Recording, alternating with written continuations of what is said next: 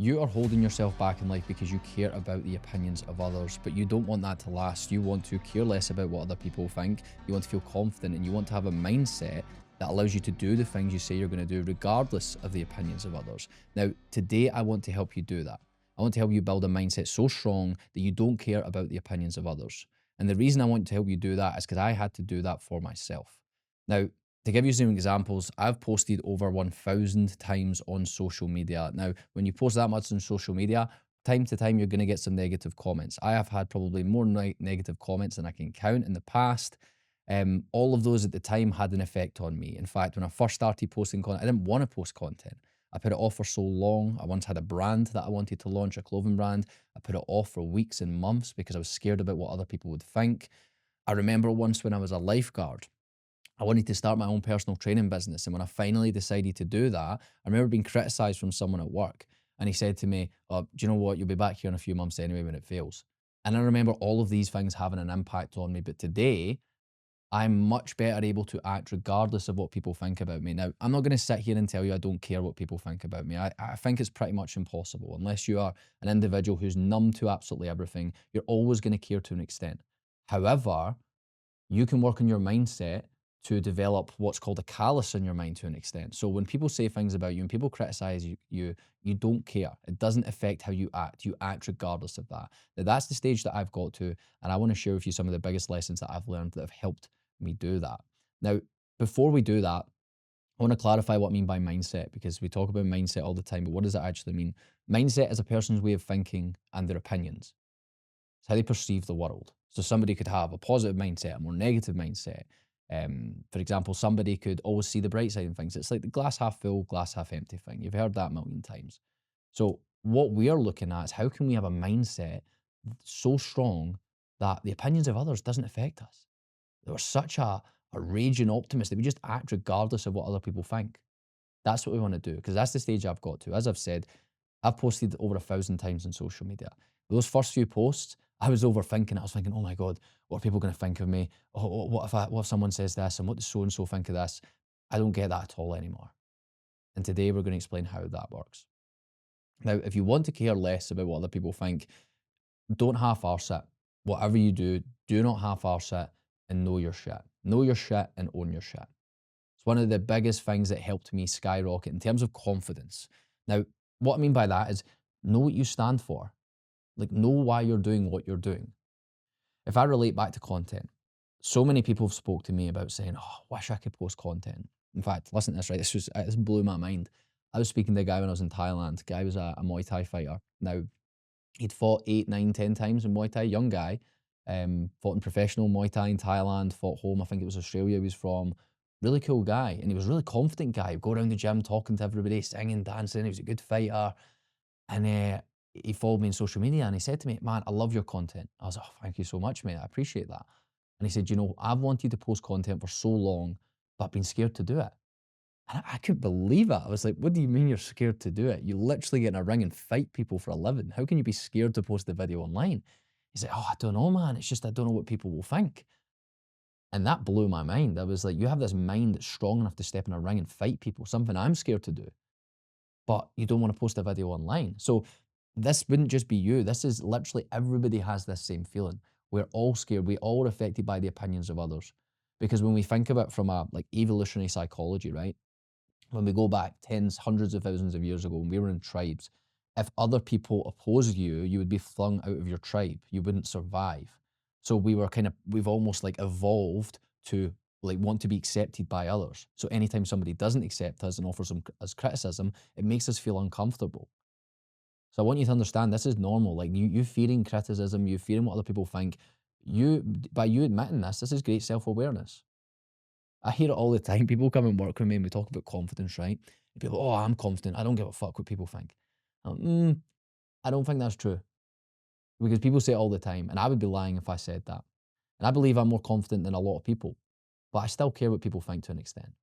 But it doesn't stop me from doing the things that I say I'm going to do. Now, when it comes to this and the point I said, knowing what you stand for and why that helps me post content and this guy couldn't, is because when you know what you stand for, it's clear to you why you're doing it. One of the greatest things that I used was I used to use logic to defy criticism. because I knew why I was doing it. So somebody said to me, "Oh, you're posting what you posting videos online for?" I was like, "Well, because I want to have an online business one day, which means I have to have a personal brand. Because if I have a personal brand and I post content online, people are more likely to trust me. If they trust me, they can buy from me. If they buy from me, I can have impact on them. That's going to serve my life. It's going to make me feel incredible. So that's why I'm posting content." I say that, and people are like, "Oh, fuck, right. Well, I still think it's stupid." And I'm like, cool, sound like that's like they look like the idiot. So one of the tools I used earlier on was that I used to defy criticism with logic. And the only reason I was able to do that is because I knew my shit. I knew why I was doing what I was doing.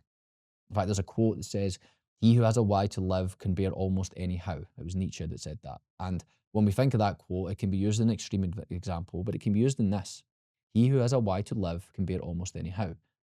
If you have a strong reason for doing something, then you're going to commit to doing it. Like, I really don't care what people say about if I was posting content online, because I've got such a strong reason for doing it. I want to provide value to other people. I want to have impact. I want to build my business. I want to do all these things. And this is a requirement to do that. And I actually love it now. Now, in the beginning, I didn't do that. But these are the things that we have to understand. So, my question to you, and I'm playing kind of devil's advocate here, is what's your why? Like, and your why behind the thing that you're not doing. So, what are you held back by right now? Because you're scared of what other people would think of you. Maybe it could be starting a business, it could be changing a friend group, a career path, whatever it is in your life. Like, what's your why? Why would you do that? And you're probably questioning yourself right now and saying, I don't really know. Get clear in that, because the stronger your why, the easier it is to overcome the how and the fear over what people will think about you. So get clear in that, and then you won't fear the judgment of others, nowhere near as much. So again, don't half-arse it when you do it. Go all in. So if somebody said to me, "Oh, why are you posting videos?" I wouldn't be like, "Oh, well, because but because I like to do it and it makes me." No, not that. I'm committed to it. I have conviction in it. I'm doing it for a set reason. I'm doing it for a real purpose. And that makes it so easy for me. So again, we can defy people's criticism with logic. Such a powerful thing that I've used. One of the things Goggins says, he says that for building a strong mindset and not caring about what other people think, you have to callous your mind.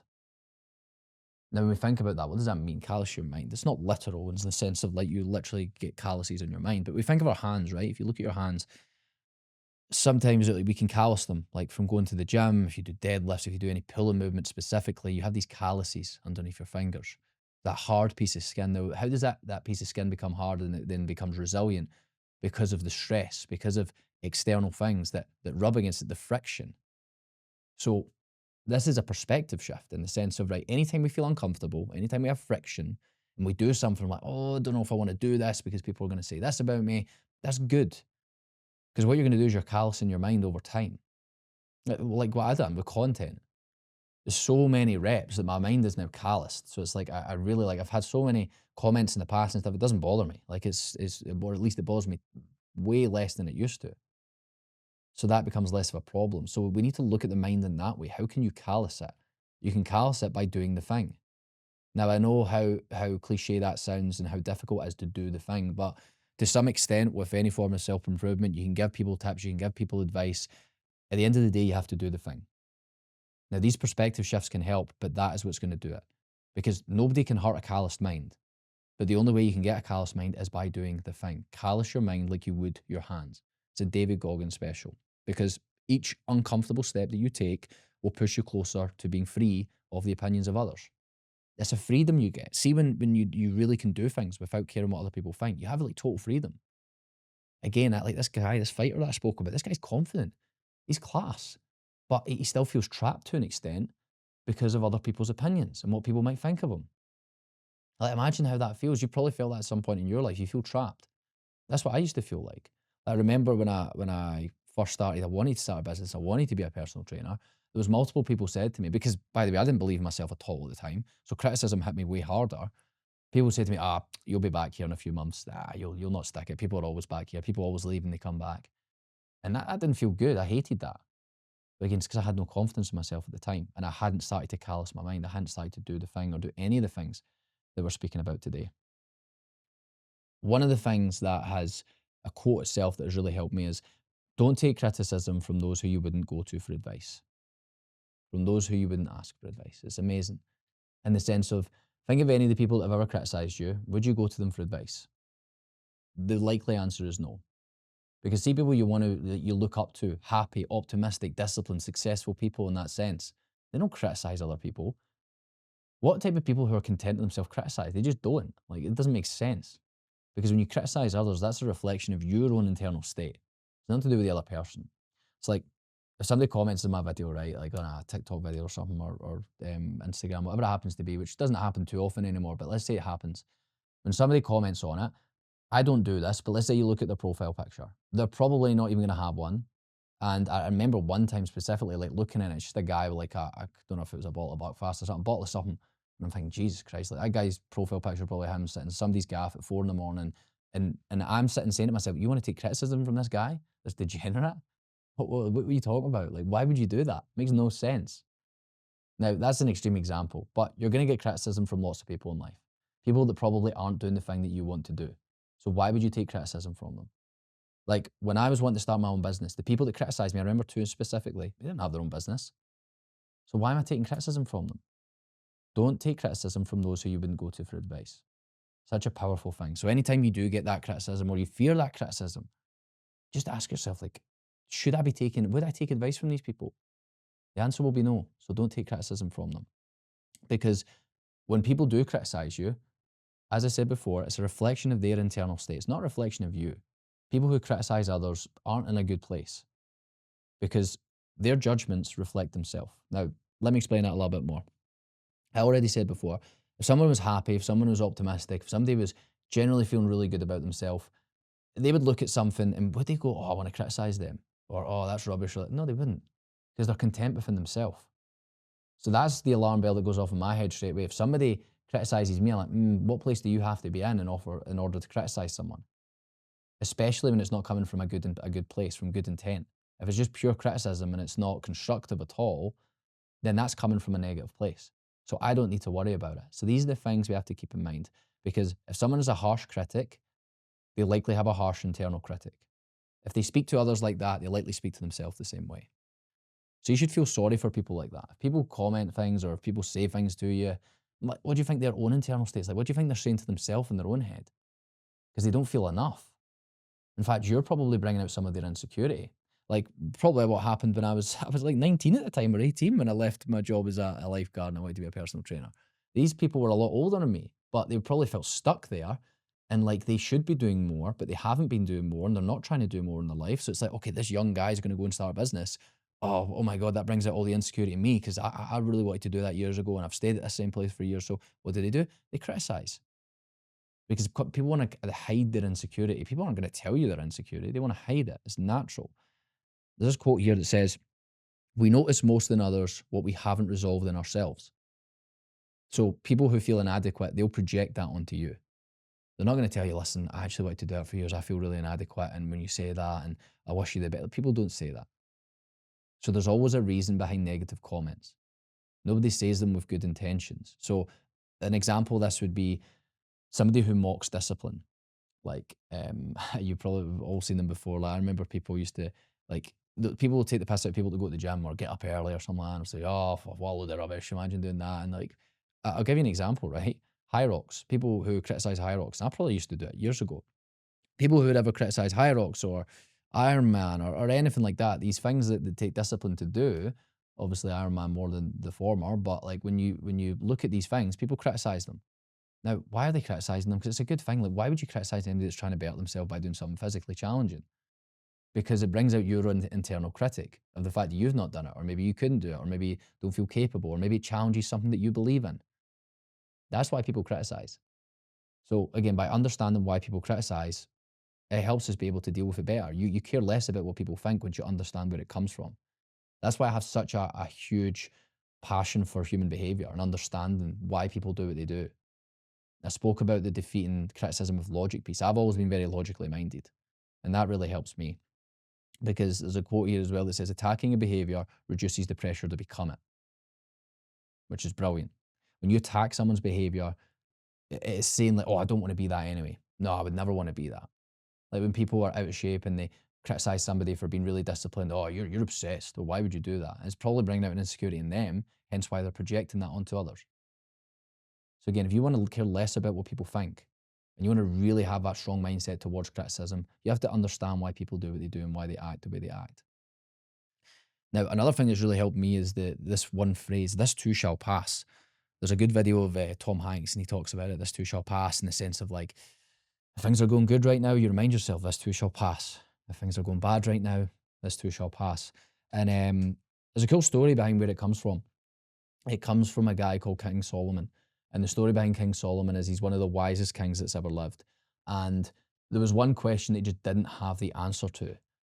And that question for him was, okay, I want something, a phrase, I want something that's powerful enough to keep me content and humble in times of happiness and success. And I want something that gives me hope in times of sorrow. And he couldn't think of anything. He's like, oh, I don't know. So he asked his advisors, he's like, I want a ring.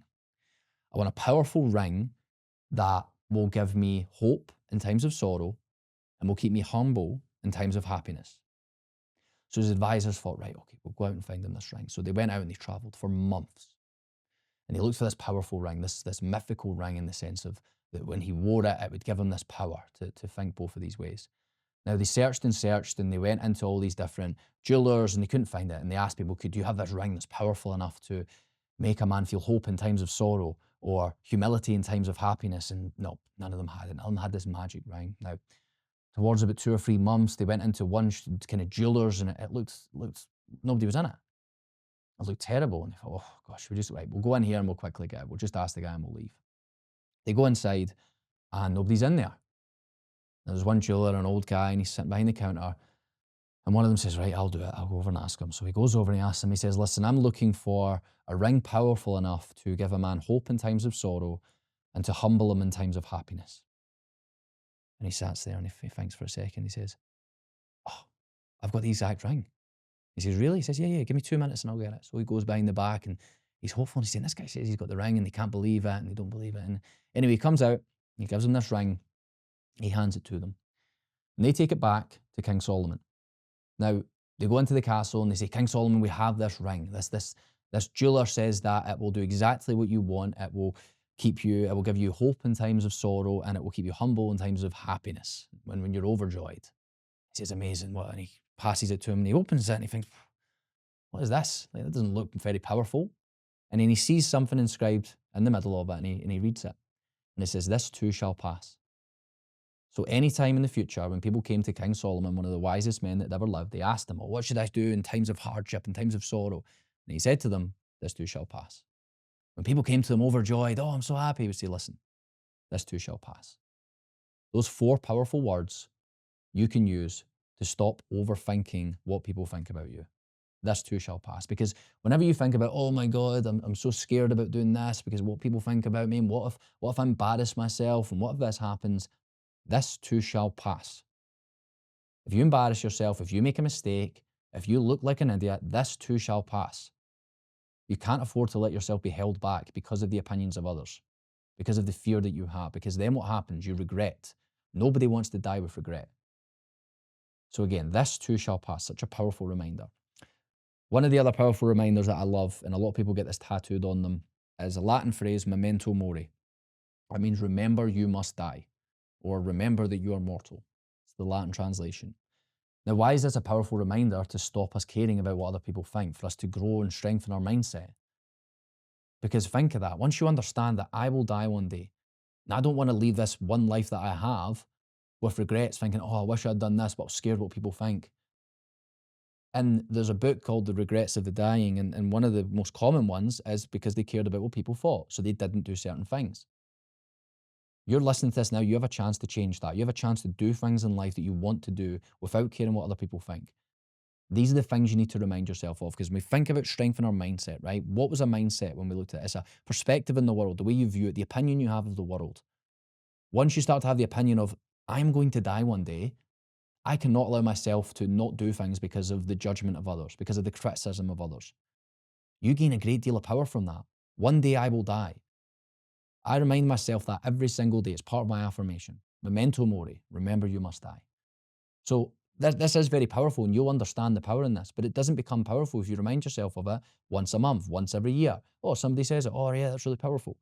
If you want something to be powerful in your life, if you really want to embody something, a rule for life, a standard, you have to remind yourself of it every single day. So in this case, you have to remind yourself, not weekly, not monthly, daily. Remember, you must die. If you want to have real urgency, and you don't want to care what people think, these are the type of things you have to remind yourself of. Not once a month, but once a day. Powerful things. Something that relates well to that is, I got this from a Hormozy video recently. He says, criticism is a fixed cost of living. Those who don't receive criticism either do nothing and stay quiet, or they're dead. I love that start. Criticism is a fixed cost of living. Think of any of the people you admire in your life, any of them. If we think of the big ones, right? Maybe who do I admire? I admire Hormozy, that guy, Naval Ravikant, Tiger Woods, Steve Jobs, sections of them, right? Parts of them I admire. I admire their discipline. Now, there's a lot of, these guys have downsides. Of course they do, some bigger than others. But I admire parts of their life. Now, these guys have received criticism for that, for being so driven. Hormozy, when it provides so much value from a business sense, he'll get a ton of criticism. And Naval Ravikant literally talks about peace, about happiness and wealth. He gets criticism. Gandhi himself got criticism. These people are criticised. When we look at actual good human beings, they get criticised. We think of Gandhi. Maybe we'll not talk about Steve Jobs in that sense, but we talk of all these people. Nelson Mandela. None of these people are perfect, but regardless of that, they stood out as good people. They were criticised. So what makes you think you're going to be any different? You try to do good things, different things, you will be criticised. It's a fixed cost of living. Once you start to understand that, you're like, oh, okay, no, I expected this. When I post a video, if somebody comments on it, oh, cool, what do you think I'm doing? I'm putting myself out online. Of course, some people aren't going to like it. I can't say this person's been negative and why I don't deserve this. What a load of shit. Of course they're going to be negative. Not everybody's an optimist in this world, and you have to expect that. That's another part of this affirmation process that I read every single day is a quote from Marcus Aurelius. He says, remember when you wake in the morning that today you will meet with people who are ungrateful, arrogant, dishonest, jealous, and surly. They are like this because they cannot tell good from evil. I remind myself of that because I'm expecting people to be rude to me. I'm expecting people to not do things I ask them to do. If you have the unrealistic expectation that nobody's going to criticize you, everybody's going to be kind to you, and the world's going to go exactly as you want it to go, you're going to be disappointed. So this is an adjustment here. Now, the last thing I want to leave for you today is, I'd say it's a quote. It's from Theodore Roosevelt. He's got this really, really famous speech that he done once. It's called The Man in the Arena. And it's so, so good in terms of criticism. Anytime you see people being criticised, they're often reminded of this quote, this passage that he said, this speech. Now, I've cut a bit out of it and I've kind of shortened and condensed it down. But if you've never heard of it before, search up Theodore Roosevelt, The Man in the Arena. It's incredible, so powerful. And what it does is it changes our perspective on criticism and it makes us realise the real truth behind it. Now, what he said in The Man in the Arena is, it's not the critic who counts, not the man who points out how the strong man stumbles or where the doer of deeds could have done them better. The credit belongs to the man who is actually in the arena, whose face is marred by dust, sweat and blood, who strives valiantly, who errs, who comes short again and again, because there is no effort without error and shortcoming. If he fails, at least he fails while daring greatly, so that his place shall never be with those cold and timid souls who never know victory nor defeat.